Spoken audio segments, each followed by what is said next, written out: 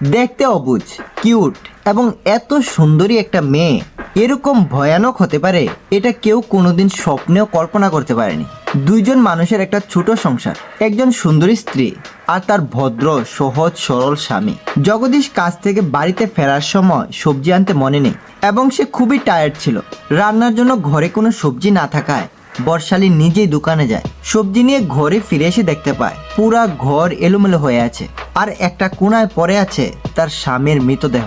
সবকিছু দেখে বোঝা যাচ্ছিল ঘরে চোর এসেছিল বা ডাকাতি হয়েছে, আর তাদের সাথে হাতাহাতি করতে গেলে চোর জগদীশকেও মারতে বাধ্য হয়। পুলিশ চারিদিকে সিসিটিভির ফুটেজ চেক করে, কিন্তু ওই দিন তাদের ঘরে কোনো মানুষ ঢুকতে দেখেনি। তাহলে সেদিন কি হয়েছিল তার সাথে, তাকে কে হত্যা করেছে এবং কেন হত্যা করেছে? পুলিশ বুঝতে পেরেছিল এই গল্পটা বর্ষালীর একটা বানানো গল্প ছিল, কারণ সিসিটিভির মধ্যে কাউকেই দেখা যায়নি। কিন্তু এই গল্পের সত্যটা এত বেশি ভয়ানক হবে এইটা তারা ধারণা করেনি। পোস্টমর্টমের রিপোর্ট আসলে জানা যায় জগদীশকে বিষ খাইয়ে মারা হয়েছে। এখন সবাই বুঝে যায় জগদীশকে অন্য কেউ নয়, বরং বর্ষালী নিজেই হত্যা করেছে। পুলিশ বর্ষালীকে গ্রেপ্তার করে থানায় নিয়ে যায়। কঠোরভাবে জিজ্ঞাসাবাদ করার পর আসল সত্য বেরিয়ে আসে। বর্ষালী ছিল একটা শহরের মেয়ে, কিন্তু জগদীশ ছিল গ্রামের। তাই জগদীশের চলাফেরা বা পোশাক আশাকের ধরন একদম সিম্পল ছিল।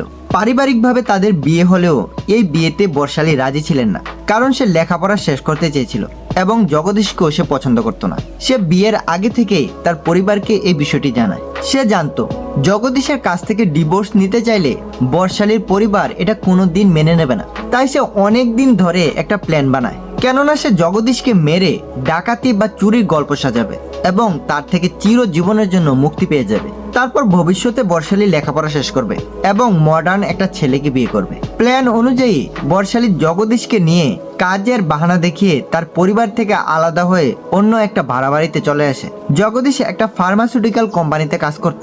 ওই দিন জগদীশ কাজ থেকে বাড়িতে আসলে সে প্রথমে তাকে খাবারের সাথে বিষ খাইয়ে দেয়, কিন্তু বিষের প্রভাবে সে মারা যায়নি, বেহুশ হয়ে যায়। অনেকক্ষণ অপেক্ষা করার পর অবশেষে বর্ষালী জগদীশের গলায় দড়ি বেঁধে টেনে মেরে ফেলে এবং একটা চুরির গল্প সাজান। কিন্তু এত কিছু করার পরও সে বাঁচতে পারেনি।